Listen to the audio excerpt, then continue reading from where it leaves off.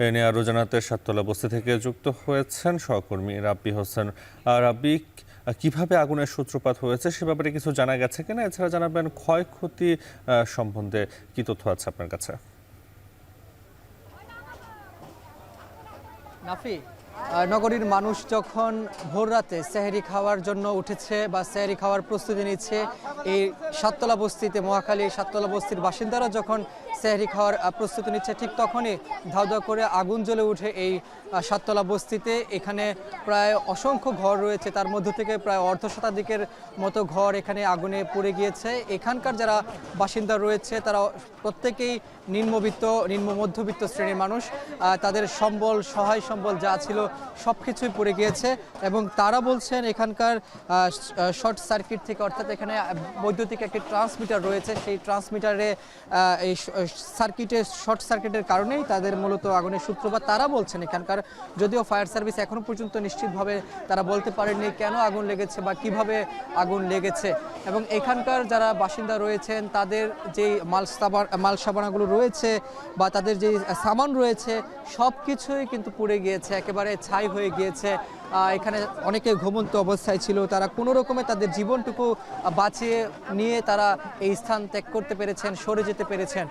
এবং এখানে ফায়ার সার্ভিসের প্রায় একে একে প্রথম দিকে একটি ইউনিট আসার পর একে একে প্রায় 8টি ইউনিট আসে, যদিও 8টিরও বেশি ইউনিট এসে প্রস্তুতি নিয়ে রেখেছিল।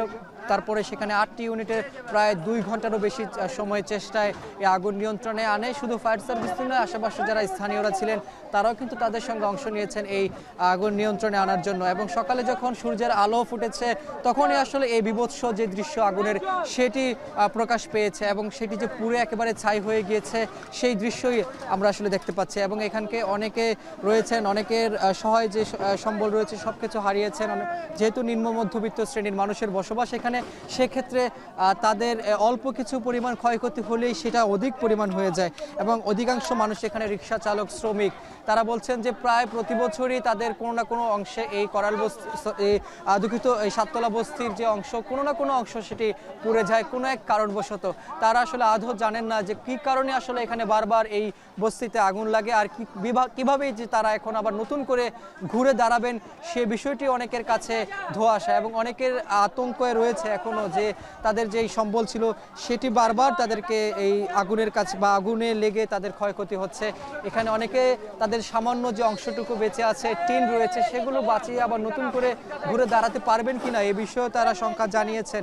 কারণ যেহেতু সকলেই এখানে নিম্ন মধ্যবিত্ত শ্রেণীর মানুষ, এখানে ক্ষয়ক্ষতির পরিমাণ মোটা দাগে এখন পর্যন্ত অঙ্কে কী পরিমাণ অঙ্ক সেটা আসলে বলা সম্ভব নয়। তবে এখানে ফায়ার সার্ভিস বলছে যে এখানে কোনো হতাহত হয়নি, কেউ এখন পর্যন্ত কোনো আহত বা নিহতের যে খবর সেটি আসলে পাওয়া যায়নি।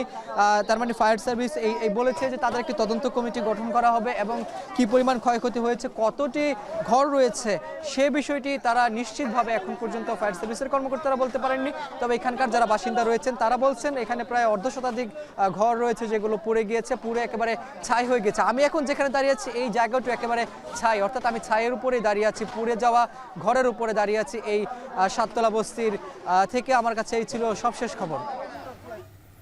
মহাখালীর সাততলা বস্তির আগুনের খবর জানাতে যুক্ত ছিলেন রাব্বি হোসেন।